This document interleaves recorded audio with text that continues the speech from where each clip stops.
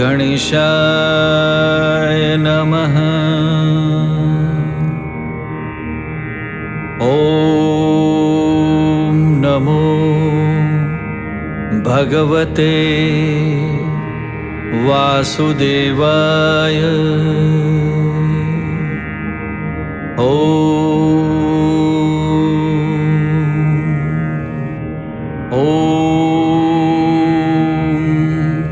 नमो भगवते वासुदेवाय। ॐ शान्ताकारं भुजगशयनं पद्मनाभं सुरेशं विश्वाधारं गगनसदृशं मेघवर्णं शुभांगं लक्ष्मीकान्तं कमलनयनं योगिभिर्ध्यानगम्यं वन्दे विष्णुं भवभयहरं सर्वलोकैकनाथम्। ॐ नमो भगवते वासुदेवाय। ॐ विश्वं विष्णुर्वषट्कारो भूतभव्यभवत्प्रभु भूतकृद्भूतभुद्भावो भूतात्मा भूतभावनः भूतात्मा परमात्मा च मुक्तानां परमागतिः अव्ययः पुरुषः साक्षी क्षेत्रज्ञोऽक्षर एव च योगो योगविदां नेता प्रधानपुरुषेश्वर नारसिंहवपुः श्रीमान् केशवः पुरुषोत्तमः सर्वः सर्वशिवस्थाणुर्भूतादिर्निधिरव्ययः सम्भवो भावनो भर्ता प्रभवः प्रभुरीश्वरः स्वयंभू शम्भुरादित्यः पुष्कराक्षो महास्वनः अनादिनिधनो धाता विधाता धातुरुत्तमः अप्रमेयो ऋषिकेशः पद्मनाभोऽमरप्रभुः विश्वकर्मा मनुस्त्वष्टा स्थविष्ठस्थविरो ध्रुवः अग्राह्यः शाश्वतः कृष्णो लोहिताक्षः प्रतर्दनः प्रभूतस्त्रिक्ककुब्धाम पवित्रं मङ्गलं परम् ईशानप्राणदप्राणो ज्येष्ठश्रेष्ठः प्रजापतिः हिरण्यगर्भो भूगर्भो माधवो मधुसूदनः ईश्वरो विक्रमी धन्वी मेधावी विक्रमः क्रमः अनुत्तमो दुराधर्षः कृतघ्नः कृतिमात्मवान् सुरेशः शरणं शर्म विश्वरेता प्रजाभवः अहः संवत्सरो व्यालः प्रत्ययः सर्वदर्शनः अजः सर्वेश्वरः सिद्धः सिद्धिः सर्वादिरच्युतः वृषा कपीरमेयात्मा सर्वयोगविनिःसृतः वसुर्वसुमनः सत्यः समात्मा सम्मितः समः अमोघः पुण्डरीकाक्षो वृषकर्मा वृषाकृतिः रुद्रो बहुशिरा बभ्रुर्विश्वयोनि शुचिश्रवः अमृतः शाश्वतस्थाणुर्वरारोहो महातपः सर्वगः सर्वविद्भानुर्विश्वक्सेनो जनार्दनः वेदो वेदविदभ्यङ्गो वेदांगो वेदवित्कविः लोकाध्यक्षः सुराध्यक्षो धर्माध्यक्षः कृताकृतः चतुरात्मा चतुर्व्यूह चतुर्द्रष्टश्चतुर्भुजः ब्राजिष्णुर्भोजनं भोक्ता सहिष्णुर्जगदादिजः अनघो विजयो जेता विश्वयोनि पुनर्वसुः उपेन्द्रो वामनः प्रांशुर् अमोघ शुचिरुर्जितः अतीन्द्रः सङ्ग्रहः सर्गो धृतात्मा नियमो यमः वेद्यो वैद्यः सदा योगी वीरः माधवो मधु अतीन्द्रियो महामायो महोत्साहो महाबलः महाबुद्धिर्महावीर्यो महाशक्तिर्महाद्युतिः अनिर्देश्य वपुः श्रीमान् अमेयात्मा महादृदृक् महेश्वासो महीभर्ता श्रीनिवासः सतां गतिः अनिरुद्धः सुरानन्दो गोविन्दो गोविदाम्पतिः मरिर्चिद्दमनोहंसः सुपर्णो भुजगोत्तमः हिरण्यनाभः सुतपः पद्मनाभः प्रजापति अमृत्युः सर्वदक्षिंह सन्धाता सन्धिमान् शिरः अजो दुर्मर्षणः शास्ता विश्रुतात्मा सुरारिः गुरुर्गुरुतमो धामः सत्यः सत्यपराक्रमः निमिषो निमिषस्त्रग्वी वाचस्पतिरुदारतिः अग्रणीर्ग्रामणी श्रीमान् न्यायो नेता समीरणः सहस्रमूर्धा विश्वात्मा सहस्राक्षः सहस्रपात् आवर्तनो निवृत्तात्मा संवृतः संप्रमर्दनः अहः संवर्तको वह्निरनिलो धरणीधरः सुप्रसादप्रसन्नात्मा विश्वतृग्विश्वभुग्विभुः सत्कर्ता सत्कृतः साधुर्जह्नुर्नारायणो नरः असंख्येयो प्रमेयात्मा विशिष्टशिष्टकृत्शुचिः सिद्धार्थसिद्धिसङ्कल्पः सिद्धिदः सिद्धिसाधनः वृषा हि वृषभो विष्णुर्वृषपर्वा वृषोदरः वर्धनो वर्धमानश्च विविक्तश्रुतिसागरः सुभुजो दुर्धरो वाङ्मी महेन्द्रो वसुदो वसुः नैकरूपो बृहद्रूपः शिपिविष्टप्रकाशनः ओजस्तेजो द्युतिधरः प्रकाशात्मा प्रतापनः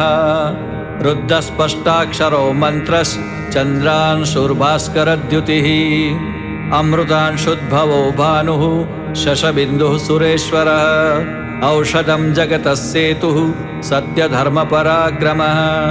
भूतभव्यभवन्नाथः पवनः पावनो नलः कामः कामकृत्कान्तः कामः कामप्रदः प्रभु युगादिकृत्युगावर्तो नैकमायो महाशनः अदृश्यो व्यक्तरूपश्च सहस्रजितनन्तजित् इष्टो विशिष्टशिष्टेष्ट शिखण्डी नहुषो वृषः क्रोधः क्रोधकृत्कर्ता विश्वबाहुर्महीधरः अच्युतः प्रथितप्राणः प्राणदो वासवानुजः अपां निधिरधिष्ठानम् अप्रमत्तः प्रतिष्ठितः स्कन्दधरो धुर्यो वरदो वायुवाहनः वासुदेवो बृहद्भानुरादिदेवः पुरन्दरः अशोकस्तारणस्तारः शूरः सौरिर्जनेश्वरः अनुकूलः शतावर्तः पद्मे पद्मनिभीक्षणः पद्मनाभोर्विन्दाक्षः पद्मगर्भश्शरीरभृत् महर्दिरुद्धो वृद्धात्मा महाक्षो गरुडध्वजः अतुलः शरभो भीमः समयज्ञो हविर्हरिः सर्वलक्षणलक्षण्यो लक्ष्मीवान् समितिञ्जयः वीक्षरो रोहितो मार्गो हेतुर्दामोदरस्तः महीधरो महाभागो वेगवानमिताशनः उद्भवः क्षोभणो देवः श्रीगर्भः परमेश्वरः करणं कारणं कर्ता विकर्ता गहनो गुहः व्यवसायो व्यवस्थानः संस्थानस्थानदो ध्रुवः परद्दिः परमस्पष्टः सुष्टः पुष्टः शुभेक्षणः रामो विरामो विरजो मार्गो नेयो नयो नयः वीरः शक्तिमतां श्रेष्ठो धर्मो धर्मविदुत्तमः वैकुण्ठः पुरुषप्राणः प्राणदः प्रणवः पृथुः हिरण्यगर्भशत्रुघ्नो व्याप्तो वायुरधोक्षजः ऋतुः सुदर्शनः काल परमेष्टि परिग्रह उग्रः संवत्सरो दक्षो विश्रामो विश्वदक्षिणः विस्तारस्थावरस्थाणुर्प्रमाणं बीजमव्ययम् अर्थोऽनर्थो महाकोशो महाभोगो महाधनः अनिर्विण्णस्थविष्टो भूर्धर्मयूपो महामखः नक्षत्रनेमिर्नक्षत्री क्षमः क्षामः समीहनः यज्ञयुज्यो महेज्यश्च क्रतुः सत्रं सतां गतिः सर्वदर्शी विमुक्तात्मा सर्वज्ञो ज्ञानमुत्तमम् सुव्रतः सुमुखः सूक्ष्मः सुघोषः सुखदः सुहृत् मनोहरो जितक्रोधो वीरबाहुर्विदारणः स्वापनस्ववशो व्यापी नैकात्मानेककर्मकृत् वत्सरो वत्सलो वस्ति रत्नगर्भो धनेश्वरः धर्मकुब्धर्मकृद्धर्मी सदसच्चरमक्षरम् अविज्ञाता सहस्रांशुर्विधाता कृतलक्षणः गभस्तिनेमिः सत्त्वस्थः सिंहो भूतमहेश्वरः आदिदेवो महादेवो देवेशो देवभृद्गुरुः उत्तरो गोपतिर्गोप्तः ज्ञानगम्यः पुरातनः शरीरभूतभृत्पोक्तः कपीन्द्रो भूरि दक्षिणः सोमपो मृतपः सोमः पुरुजित्पुरुषत्तमः विनयो जयः सत्यसन्धो दाशार्हः सात्वतां पतिः जीवो विनयिता साक्षी मुकुन्दो मितविक्रमः अम्भो निधिरनन्तात्मः महोदधिशयोऽन्तकः अजो महार्ह स्वाभाव्यो जिता मित्रः प्रमोदनः आनन्दो नन्दनो नन्द सत्यधर्मा त्रिविक्रमः महर्षि कपिलाचार्य कृतघ्नो मेदिनीपतिः त्रिपदत्रिदशाध्यक्षो महाशृङ्गः कृतान्तकृत् महावराहो गोविन्द सुषेणः कनकाङ्गदी गुह्यो गभीरो गहनो गुप्तश्चक्रगदाधरः वेधास्वाङ्गो जितकृष्णो दृढः सङ्कर्षणोच्युतः वरुणो वारुणो वृक्षः पुष्कराक्षो महामनः भगवान् भगहानन्दी वनमाली हलायुधः आदित्यो ज्योतिरादित्यः सहिष्णुर्गतिसत्तमः सुधन्वाखण्डपरशुर्दारुणो द्रविणप्रदः दिवस्पृक्सर्वदग्व्यासो वाचस्पतिरयो निजः त्रिसामासामगः साम निर्वाणं भेषजं भिषक् सन्न्यासकृशमः शान्तो निष्ठा शान्तिः परायणः शुभाङ्गः शान्तिदस्त्रष्टा कुमुदः कुवलेशयः गोहितो गोपतिर्गुप्तः वृषभाक्षो वृषप्रियः अनिवर्ति निवृत्तात्मा संक्षेप्ताक्षेमकृत् शिवः श्रीवत्सवक्षा श्रीवास श्रीपति श्रीमतांवरः श्रीधर श्रीशः श्रीनिवास श्रीनिधि श्रीविभावनः श्रीधर श्रीकर श्रेयः श्रीमान् लोकत्रयाश्रयः स्वक्षः स्वङ्गः शतानन्दो नन्दिर्ज्योतिर्गणेश्वरः विजितात्मा विधेयात्मा सत्कीर्तिश्चिन्न संशयः उदीर्णः सर्वतश्चक्षुरनिश्चशाश्वतस्थिरः भूषयो भूषणो भूतिर्विशोकः शोकनाशनः अर्चिष्मान् अर्चितः कुम्भो विशुद्धात्मा विशोधनः अनिरुद्धो प्रतिरथः प्रद्युम्नो मितविक्रमः कालनेमि निहावीरः शौरी शूरजनेश्वरः त्रिलोकात्मा त्रिलोकेशः केशवः केशिहा हरिः कामदेवः कामपाल कामे कान्तः कृतागमः अनिद्यश्च वपुर्विष्णोर्वीरोऽनन्तो धनञ्जयः ब्रह्मण्यो ब्रह्मकृद्ब्रह्मा ब्रह्म ब्रह्मविवर्धनः ब्रह्मविद्ब्राह्मणो ब्रह्मी ब्रह्मज्ञो ब्राह्मणप्रियः महाक्रमो महाकर्मा महातेजो महोरगः महाक्रतुर्महायज्वा महायज्ञो महाहविः स्तव्यस्तवप्रियस्तोत्रं स्तुतिस्तोतारणप्रियः पूर्णः पूरयिता पुण्यः पुण्यकीर्तिरनामयः मनोजवस्तीर्थकरो वसुरेता वसुप्रदः वसुप्रदो वासुदेवो वसुर्वसुमना हविः सद्गतिः सत्कृतिः सत्ता सद्भूतिः सत्परायणः शूरसेनो यदुश्रेष्ठः सन्निवासः सुयामुना भूतावासो वासुदेवः सर्वासु निलयो नलः दर्पः दर्पदो द्रप्तो दुर्धरोऽथा पराजितः विश्वमूर्तिर्महामूर्तिर्दीप्तमूर्तिरमूर्तिमान् अनेकमूर्तिरव्यक्तः शतमूर्तिः शताननः एको नैकः सवः किं यत्तत्पदमनुत्तमम् लोकबन्धुर्लोकनाथो माधवो भक्तवत्सलः सुवर्णवर्णो हेमाङ्गो वराङ्गश्चन्दनाङ्गदी वीरः विषमः शून्यो धृताशीरश्चलश्चलः अमानीमानदो मान्यो लोकस्वामी त्रिलोकधृक् सुमेधा मेधतो धन्यः सत्यमेधाधराधरः तेजो वृषो द्युतिधरः सर्वशस्त्रभृताम्बरः प्रग्रहो निग्रहो व्यग्रो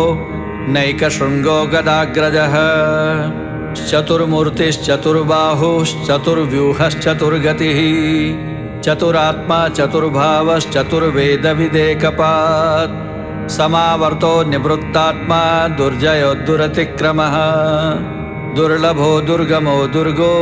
दुरावासो दुरारिः शुभांगो लोकसारंगः सुतन्तुस्तन्तुवर्धनः इन्द्रकर्मा महाकर्मा कृतकर्मा कृतागमः उद्भवः सुन्दरः सुन्दो रत्ननाभः सुलोचनः अर्को वाजसनः शृङ्गी जयन्तः सर्वविजयी सुवर्णबिन्दुरक्षोभ्यः सर्ववागीश्वरेश्वरः महाह्रदो महागर्तो महाभूतो महानिधिः कुमुदः कुन्दरः कुन्दः पर्जन्यः पावनो नीलः अमृतांशोऽमृतवपुः सर्वज्ञः सर्वतोमुखः सुलभः सुव्रतः सिद्धः शत्रुजित् शत्रुतापनः न्यग्रोदोदुम्बरोऽश्वत्थः शाणुरान्ध्रनिषूदनः सहस्रार्ची सप्तजिह्वा सप्तेधा सप्तवाहनः अमूर्तिरनघो चिन्त्यो भयकृद्भयनाशनः अणुर्बृहत् कृशस्थूलो गुणभृन्निर्गुणो महान् अद्रुतस्वद्रुतस्वास्यः प्राग्वंशो वंशवर्धनः भारभूत्कथितो योगी योगिष्ठः सर्वकामदः आश्रमश्रमणः क्षाम सुपर्णो वायुवाहनः धनुर्धरो धनुर्वेदो दण्डो दमयिता दमः अपराजितः सर्वसहो नियन्ता नियमो यमः सत्त्ववान् सात्विकः सत्यः सत्यधर्मपरायणः अभिप्रायप्रियाहोर्ह प्रियकृत्प्रीतिवर्धनः विहाय सद्गतिर्ज्योतिः सुरुचिद्हुतभुग्विभुः रविर्विरोचनः सूर्यः सविता रविलोचनः अनन्तो हुतभुग्भोक्ता सुखदो नैकजोऽग्रजः अनिर्विण्णः सदामर्षि लोकाधिष्ठानमद्भुतः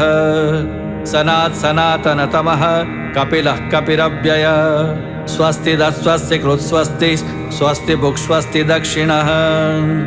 अरोद्रः कुण्डली चक्री विक्रमयोर्जितशासनः शब्दातिगः शब्दसः शिशिरः शर्वरीकरः अक्रूरप्रेशलो दक्षो दक्षिणः क्षमिणां वरः विद्वत्तमो वीतभयः पुण्यश्रवणकीर्तनः उत्तारणो दुष्कृतिः पुण्यो दुःस्वप्ननाशनः वीरः रक्षणः सन्तो जीवनः पर्यवस्थितः अनन्तरूपो अनन्तश्रीर्जितमन्युर्भयापः चतुरस्त्रो गभीरात्मा विदिशो व्यादिशो दिशः अनादिभूर्भुवो लक्ष्मीः सुवीरो रुचिराङ्गदः जननो जनजन्मादिर्भीमो भीमपराक्रमः आधारनिलयो धाता पुष्पहासः प्रजागरः ऊर्ध्वगस्तत्पथाचारः प्राणदः प्रणवः पणः प्रमाणं प्राणिनिलयः प्राणभृत्प्राणजीवन तत्त्वं तत्त्वविदेकात्मा जन्म मृत्युजरादिगः भूर्भुवस्वस्तरुस्तारः सपिता प्रपितामह यज्ञो यज्ञपतिर्यज्वा यज्ञांगो यज्ञवाहनः यज्ञभृत्यज्ञकृत्यग्नि यज्ञभुग्यज्ञसाधनः